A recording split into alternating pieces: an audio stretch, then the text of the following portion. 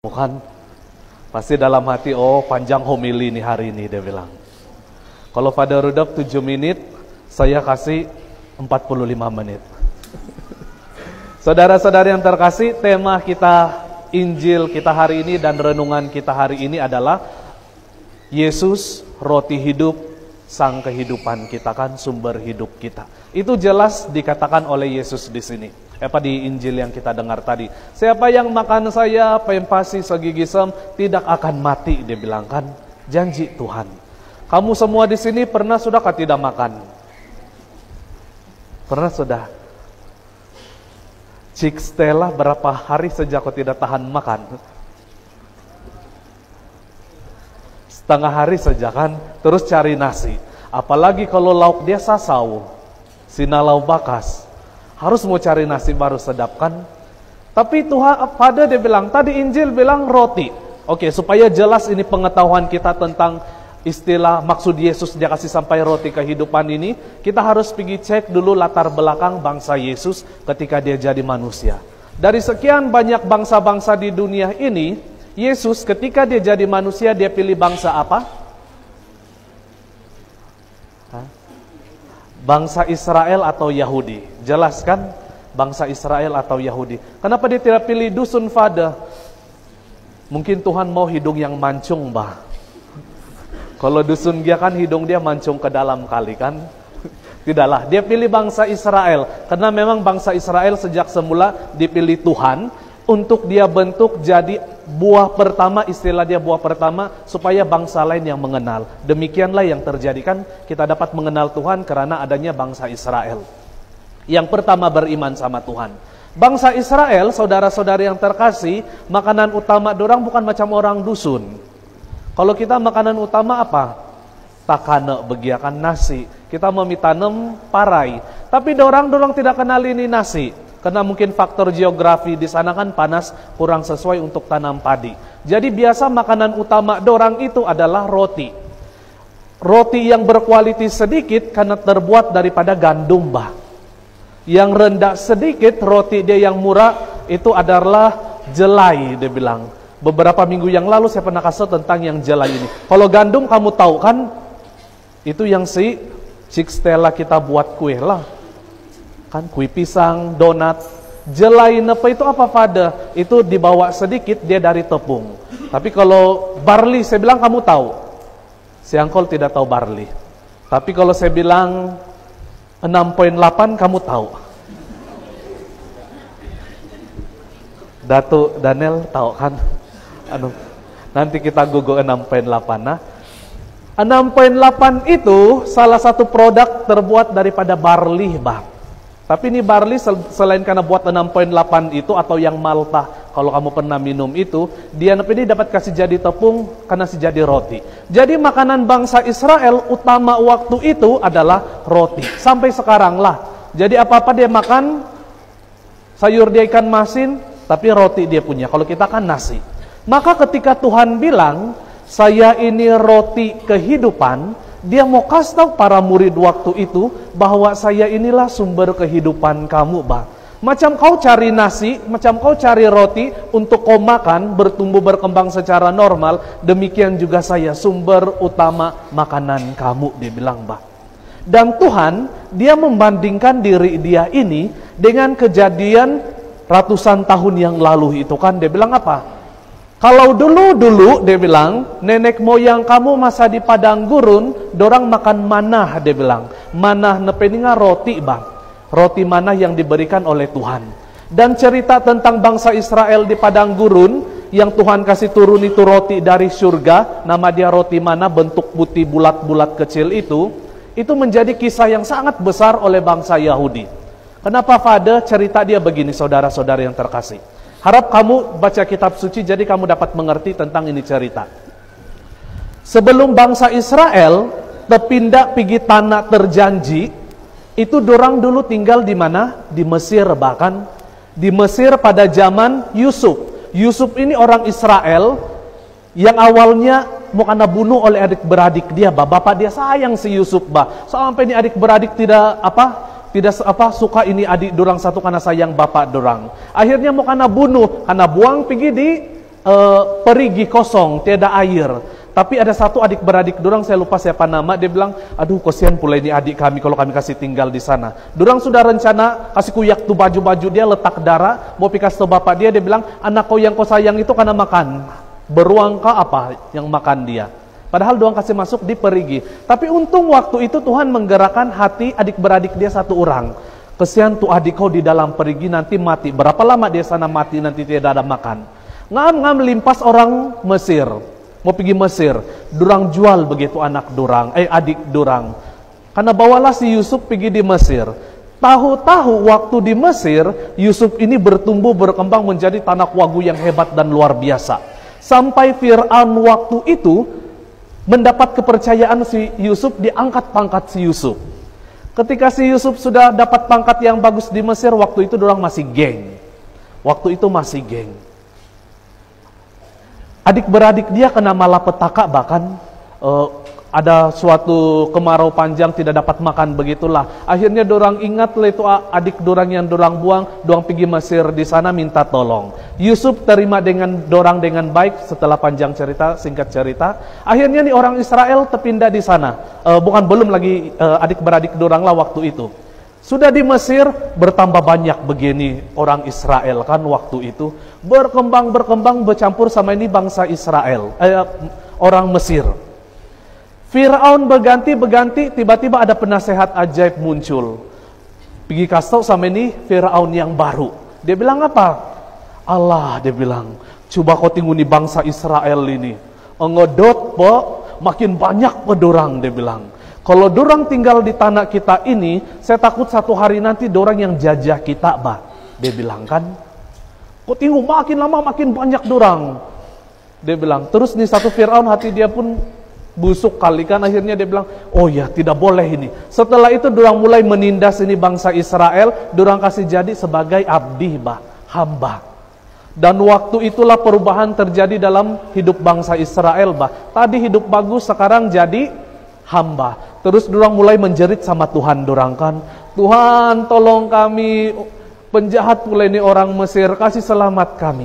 Tuhan mendengarkan doa dan ratapan bangsa Israel. Dia utus si Musa waktu itu. Singkat cerita, Musa bawa ini bangsa Israel keluar dari tanah Mesir kan. Walaupun karena kejar-kejar, titik akhir dia di mana? Laut terbelah itu kan. Sampai di laut, bingung bagi si Musa, Tuhan kenapa kau bawa kami di tengah laut ini, macam mana mau limpas? Tuhan bilang, pukul itu laut. Nasib dia bawa suku masa itu kan, dia pukul terbelah begia. Limpas ini bangsa Israel karena kejar tentara, karena tutup. Saudara-saudari yang terkasih, akhirnya Tuhan bilang, saya akan tuntun kamu ini pergi di tanah terjanji atau tanah Kanaan. Disitulah akan jadi tanah air kamu, tempat kamu jadi sebuah bangsa yang hebat, dibilangkan. Tapi mau pergi di sana itu jalan di padang gurun, bang. Kamu tahu berapa lama dorang berjalan? 40 tahun. 40 tahun, bayangkan ini ribuan bangsa Israel berjalan di sana. Dan ini kisah yang sangat dorang ingat setiap waktu bangsa Israel. Karena ini peristiwa yang hebat dan pembebasan dorang. Waktu dorang berjalan di sanalah Tuhan menjaga bangsa Israel. Cara dia macam mana? Dia kasih turun begia roti kan. Karena dorang tidak dapat bekerja. Macam mana aku mau bertanam di padang pasir yang panas begitu? Dan tidak perlu bertanam. Kenapa? Tujuan kau berjalan saja. Tidak sempat kau tanam. Baru kau tanam tuh sayur bunga kau, besok kau jalan sudah. Tidak dapat. Cara dorang hidup selama 40 tahun tanpa bekerja menanam itu, Tuhan kasih turun roti manah, bah. Karena sebut roti manah putih. Kalau di dalam kitab suci rasa dia macam kuih madu, dia bilang. Jadi manis-manis. Pintar juga Tuhan kan. Baik ini Tuhan. Dia tidak kasih yang tawar. Dia takut komplain kan. Dia kasih manis-manis juga. Itu yang buat dorang hidup 40 tahun di padang pasir itu dalam perjalanan. Tanpa bekerja. Nih bangsa Israel pandai komplain. Sudah kan bagi roti yang sedap sikit. Dorang pandai begia komplain kan, Tuhan roti, kenapa kami kau kasih, bosan kami mau daging. Betul, Tuhan bilang, Allah punya keras kepala ini anak, dia kasih datang begia burung puyuh kan. Sudah dapat makan burung puyuh, ini bangsa Israel, kau daud dulu. Dia bilang, Tuhan, kau bawakah kami di padang gurun ini untuk mati? Lebih baik kami di Mesir jadi hamba, tapi ada kuali, sinalau, bakas semua, dia bilang. Lampau keras kepala, tapi Tuhan menjaga dorang dengan roti mana itu 40 tahun. Ini cerita hebat yang terjadi pada bangsa Israel waktu itu, sehingga dorang selalu ingat. Maka Tuhan, dia mau kasih lawan itu, kisah yang dorang agungkan itu. Dia bilang apa? Kalau dulu bangsa Israel kamu hidup karena makan roti mana itu, tapi pada akhirnya dorang mati secara fisikal kan. Tapi Tuhan bilang, saya ini roti kehidupan yang jauh melampaui roti mana yang dulu kasih makan 40 tahun kamu punya nenek moyang, dia bilang. Siapa saja makan saya akan hidup selama-lamanya. Tapi satu syarat, dia bilang, kau harus percaya bahwa yang kau terima itu bahwa sungguh-sungguh Yesus. Dan Tuhan kasih sempit lagi ini pemahaman kita tentang roti kehidupan ketika dia sebut, dia bilang apa? Roti yang saya kasih sama kamu nepetungan tonsihku, dia bilang bahkan adalah dagingku. Artinya apa? Sumber kehidupan Tapi ketika bangsa Israel dengar perkataan Yesus ini, separuh dari murid-murid Yesus yang sebelumnya ikut Yesus tidak percaya lagi sama dia bahkan. Kenapa? Dia bilang Allah. Tiba-tiba bagian nenginan Yesus ini, dia bilang, bagus dia punya pengajaran sebelum ini, orang sakit disembuhkan, yang setan dibebaskan. Tiba-tiba hari ini dia bilang dia turun dari surga. Si anti tidak dapat percaya. Dia bilang apa? Kau tutun aku bemelehing dau, dia bilang kan. Itu tukang kayu. Kita pun begitu saudara-saudara yang terkasih. Kadang dalam kehidupan begitu kan. Kita bilang, oh bagus Beni dia ajar. Tapi kita tidak dapat terima karena kita bilang, saya kenal dia ini. Mana tahu ada di antara kamu di sini kan, waktu saya cakap-cakap begini kamu bilang, oi, tai minum basi fada itu dulu sebelum jadi fada. Saya kenal itu, selalu pergi lampu rusak, dia bilang kan. Oh, tanak si anu pede itu, yang bapak mama dia, yoduh nepo. Kadang kita menilai orang dari apa yang kita kenal latar belakang dia, sampai kita lupa apa yang dia dengar, apa yang dia cakap itu sebenarnya bagus kan. Itu yang pertama. Yang kedua, macam saya bilang tadi, Tuhan akhirnya mempersempitkan pemahaman kita tentang roti yang hidup ini, yaitu dalam Misa Kudus. Bahkan Tuhan setelah dia naik pergi surga, dia selalu ingat kita semua ini di sini, sehingga dia mau tetap bersama-sama dengan kita, tapi dengan cara yang lebih baru.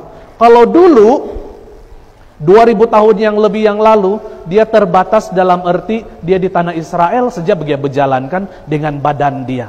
Tapi dia tidak ada di Sabah. Tapi Tuhan mau datang sama kita dengan cara yang baru.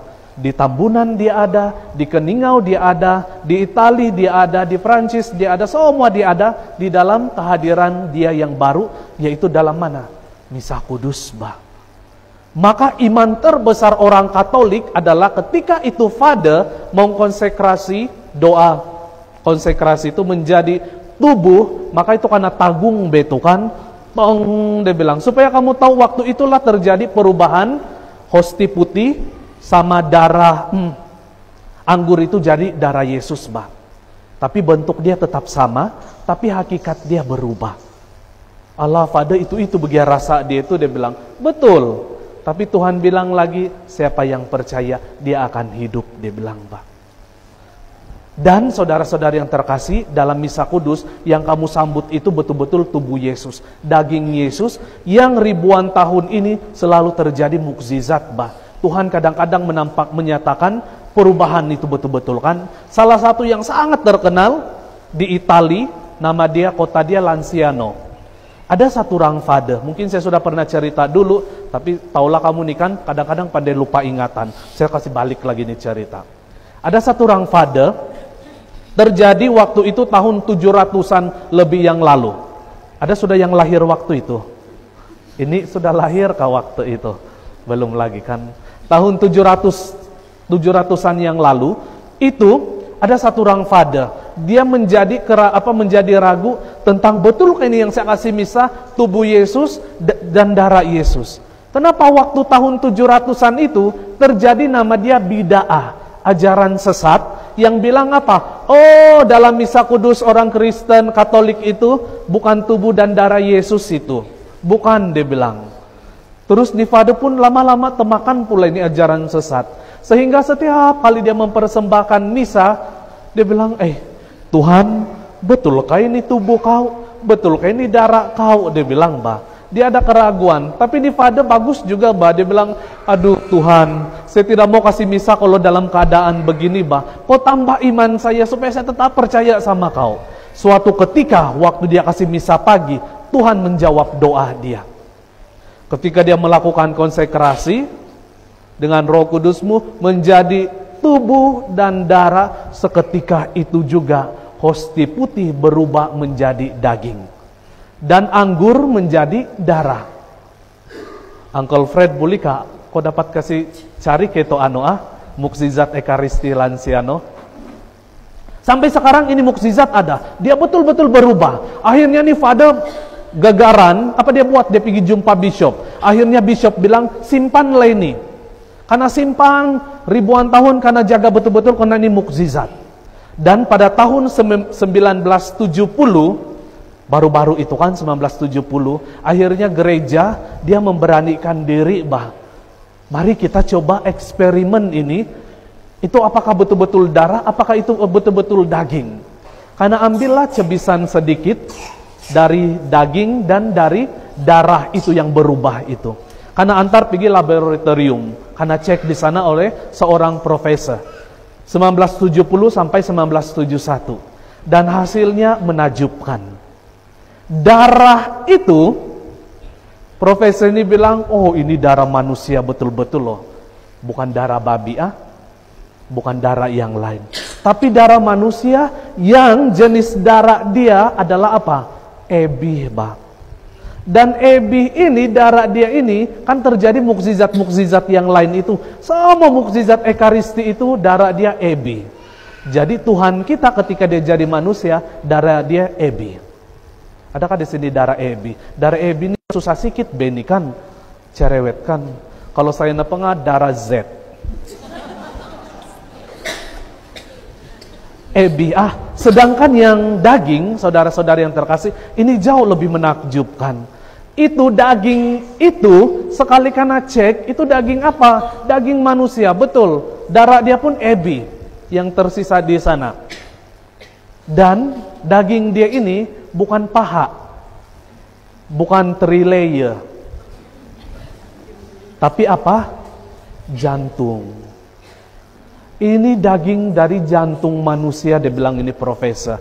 Dan ini berasal dari tisu daging yang paling dalam dari jantung, tempat dia nepengah bahagian jantung yang mau pom darah, ada oksigen, Jadi bagian jantung kita ini, saudara-saudara yang terkasih, badan kita ini dapat oksigen dari darah. Jadi sebelah kiri kali nih darah masuk sebelah kiri yang tidak oksigen, dia pindah pergi sebelah kanan ini yang pom darah ada oksigen. Dan tisu itu berasal dari jantung yang paling dalam.